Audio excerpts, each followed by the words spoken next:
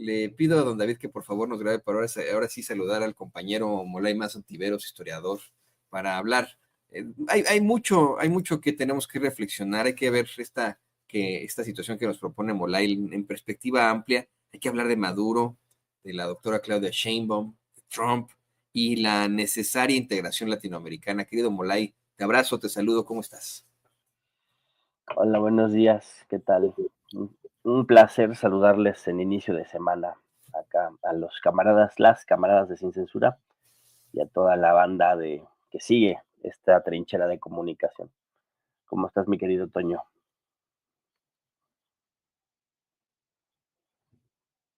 Luego de haber Bueno, mostrado el llamado que hace el impostor ese de Edmundo González a un golpe de Estado en Latinoamérica, perdón, en Venezuela, y la respuesta que da Maduro de que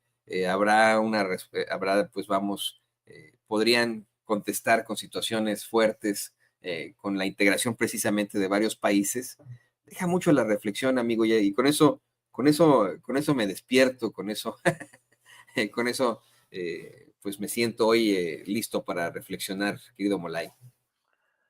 sí, pues es que acá en México se cumplió como un primer momento, ¿no? Del proceso de transformación en esta segunda etapa, ¿no? Es un proceso que siempre hay que insistirlo bien, después de 36 años de neoliberalismo, y de más de 90 años de autoritarismo priista, eh, pues estamos en una etapa de, primero, los primeros pasos de una experiencia democrática y en un proceso de reconstrucción nacional, ¿no? Entonces, todas estas tarugadas que dicen los habitantes de la ínsula del no, la pandilla golpista mal llamada oposición, pues siguen montadas en su macho de que nada cambia y de que todo está mal y de que nada se ha hecho, de que no hay nada que celebrar. Y pues después de que destruyeron al país, ¿no? Entonces, lo que sí se hizo es que ante un pueblo que ocupa una plaza pública, que eso es muy, muy importante, se entregaron resultados de estos primeros 100 días, ¿no?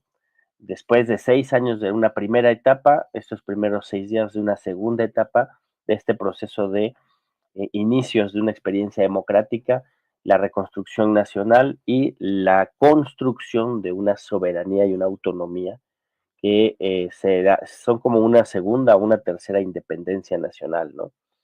Y la recuperación de los principios y los valores del liberalismo del siglo XIX y la recuperación del programa social de la Revolución Mexicana.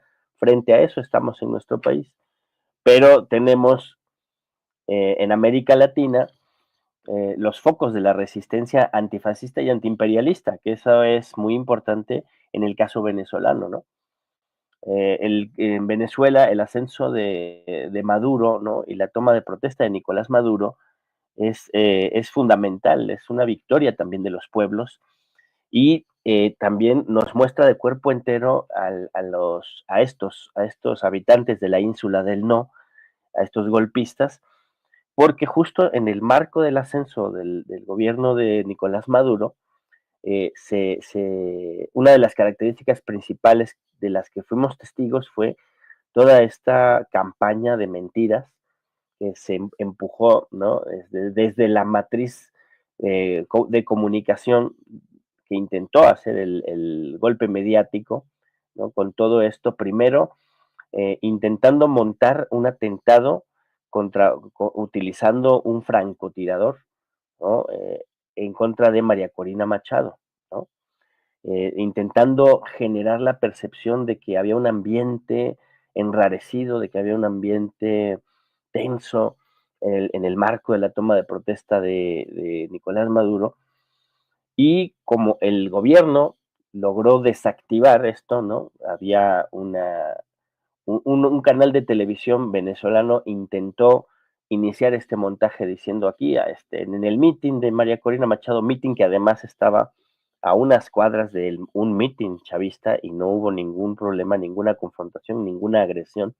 La policía venezolana protegía a los simpatizantes de María Corina Machado, que no de Inmundo González, ¿no? Porque Inmundo González es nada más como un figurín, ¿no? pero entonces protegía el Estado venezolano, protegiendo a los simpatizantes de María Corina Machado y a la propia María Corina Machado, y entonces se intenta hacer como esta caricatura de que había un francotirador que estaba poniendo en riesgo a María Corina, y entonces antes de que se activara el montaje, la policía venezolana detuvo al tipo, que ya estaba siendo transmitido por televisión, y lo detuvieron y lo desarmaron, y resultó que era un militante del partido de María Corina Machado, ¿no? Todavía María Corina intentó continuar con el montaje, pero ya se había desactivado. Esto de que saludó desde abajo, desde el mitin acá al francotirador, y evidenció que lo que querían hacer era generar un escenario parecido a lo que vivió Donald Trump con el intento de asesinato, o aquello que sufrió, que le decoraron una oreja, ¿no? Y luego sigue todo el montaje del el intento de secuestro, ¿no? Y ahí es donde, como la primera etapa del montaje, que era esto del francotirador, se desactivó, ya ahí todos lo callaron, todos los medios callaron eso, de hecho ya no lo continuaron diciendo, pero se inició el plan B, que fue el tema del montaje, ¿no? El tema del autosecuestro. Y ahí se evidenció el nivel de comunicación y la intencionalidad a la que nos vamos a enfrentar en los siguientes años con el gobierno de Donald Trump al frente de este fenómeno, ¿no? Que es como los medios de comunicación a nivel global, los medios de comunicación chayoteros, digamos, los medios corporativos, las empresas mediáticas, de la manipulación, de la troquelación de subjetividades en función de la mentira y en función de intereses privados muy, muy concretos, todos iniciaron un nado sincronizado a nivel global, ¿no? En donde se inmiscuyeron ex presidentes, ex mandatarios de diferentes países, con esto de que María Corina había sido secuestrada, ¿no? Y aquí en México, pues ahí estuvieron los de Televisa, los de TV Azteca, los de Latinus, los de Atypical, toda la fauna nociva mediática en el nado sincronizado del secuestro de María Corina Machado, ¿no? Y eso es lo sorprendente en Europa, también en Estados Unidos, en América Latina, en todas las cadenas de televisión, repitiendo como loros que había sido secuestrada. Minutos después, pues tuvo que salir a dar la cara porque eso era un montaje mal hecho, ¿no? Y se les cayó. Y algunos tienen el cinismo de insistir en que en realidad está secuestrada y mil mentiras más, ¿no? Entonces, eh, esto, esto ilustra el ambiente al que nos vamos a enfrentar a partir del 20 de enero, ¿no? Entonces, como que tenemos tres momentos de esta coyuntura, tres momentos muy importantes, ¿no? El ascenso de Nicolás Maduro, que logró, en el marco de su inicio de gobierno, se logra un ambiente de estabilidad y se logra también una actividad muy importante que es el Congreso Mundial Antifascista, ¿no?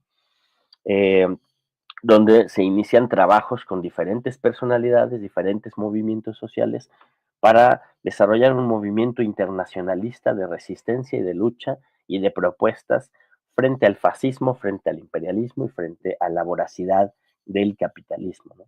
Y se toma protesta en el marco de su constitucionalidad, en el marco de la legalidad y de la autonomía de la nación venezolana, del proceso bolivariano, se logra tomar protesta sin mayor problema, más que en los montajes mediáticos, ¿no? En México llegamos a los 100 días de un gobierno, yo creo un gobierno, una experiencia de lo más exitoso que ha habido en la historia de la política, en la historia moderna de los estados nacionales y en la historia sobre todo de las luchas de los pueblos, el gobierno más exitoso, el gobierno mejor evaluado, ¿no? Y el gobierno que entrega mejores resultados a su movimiento, ¿no? Al movimiento que lo lleva al gobierno, al poder y al pueblo al que representa originariamente, ¿no? Eh, y el tercer momento de esto será el ascenso de Donald Trump al gobierno, ¿no? En Estados Unidos, que es muy característico en este momento. Uno, la conferencia de prensa que dio esta, donde habló de cambiar el nombre del Golfo de México y todas estas estas obscenidades, ¿no? Estas amenazas de agredir a Dinamarca con la ocupación de Groenlandia, todos estos asuntos que ya todos conocen muy bien, ¿no? Pero en el marco de la situación crítica que vive el país norteamericano, ¿no?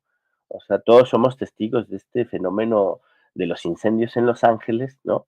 Y el conflicto que tiene interno con el gobierno de Los Ángeles de culparlos a ellos, ¿no? Y de culpar a los migrantes en vez de proponer, en vez de ayudar, en vez de apoyar a la gente que está damnificada, que por cierto, mucha de esa gente no son, no son, no son pobres tampoco, ¿no? O sea, se les quemó su casa y al rato se compran 6 casas o ya tienen 20 casas en todo el mundo, ¿no? Tampoco son pobres damnificados, pero como sea, es una tragedia lo que se está viviendo allá.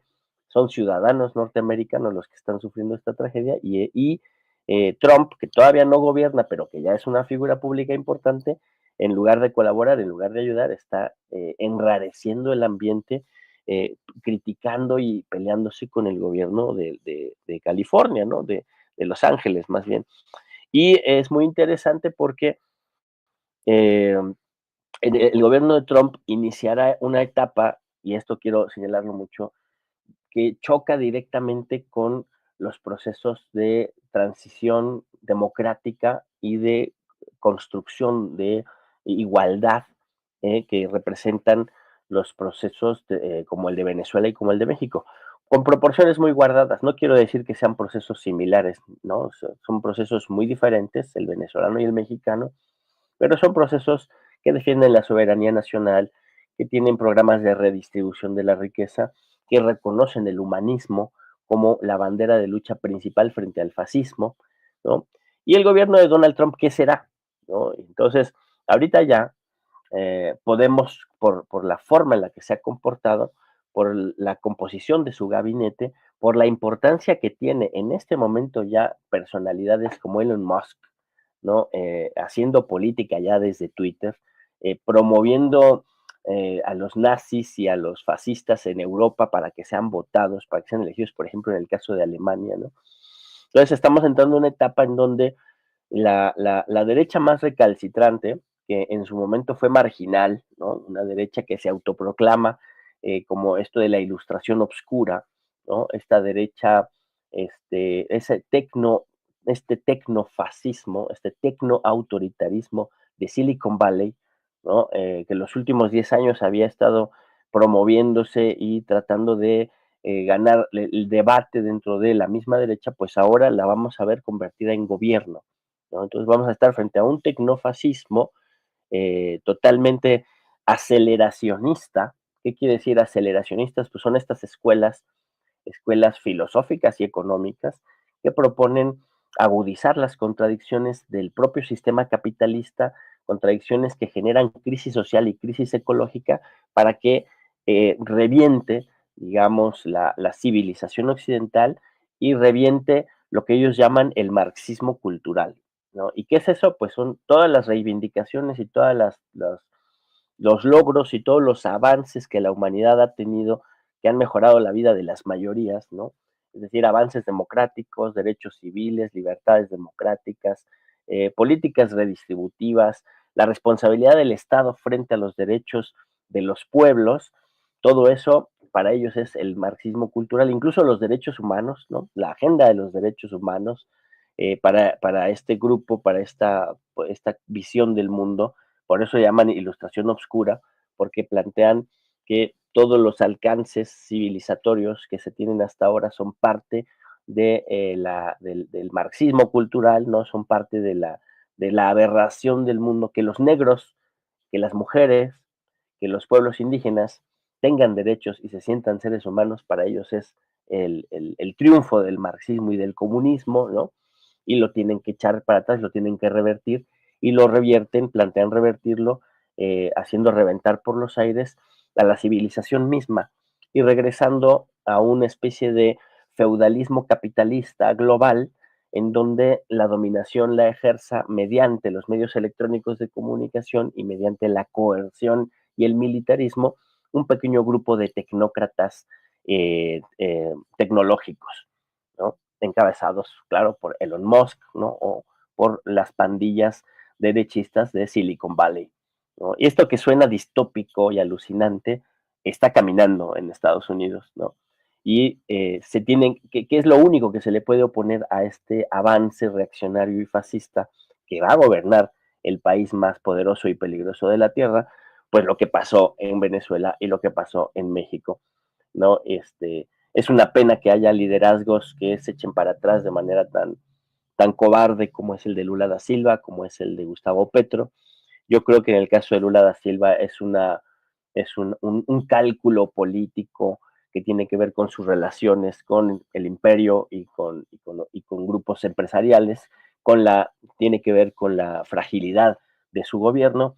En el caso de Boric, pues es un alineamiento total. Boric no es de derecha, Boric no es de izquierda, Boric es un derechista consumado, desde que apoya a Zelensky, desde que apoya todo lo que venga de Estados Unidos, desde que se alinea siempre a la derecha chilena, ¿no? No me extraña de Boric que salga a decir, a repetir la propaganda reaccionaria, ¿no? Esto de que es una dictadura Venezuela, ¿no? Y en el caso de Petro, yo creo que es un caso de sectarismo, un sectarismo muy así, muy del tipo de los M19, ¿no? De que nosotros somos la vanguardia y todo lo que se mueva fuera de lo que nosotros decimos, pues no entra en el marco de la verdad absoluta, pero creo que eso lo va a tener que superar. Al final se van a tener que relacionar, todos se van a tener que relacionar con el gobierno bolivariano para impulsar una necesaria unidad y una necesaria articulación latinoamericana frente a las agresiones y las groserías que serán constantes de parte de la administración que ascenderá el 20 de enero en Estados Unidos, ¿no? Y acá está nuestra presidenta, nos dará mucha mejor información. Y muchas gracias, camarada.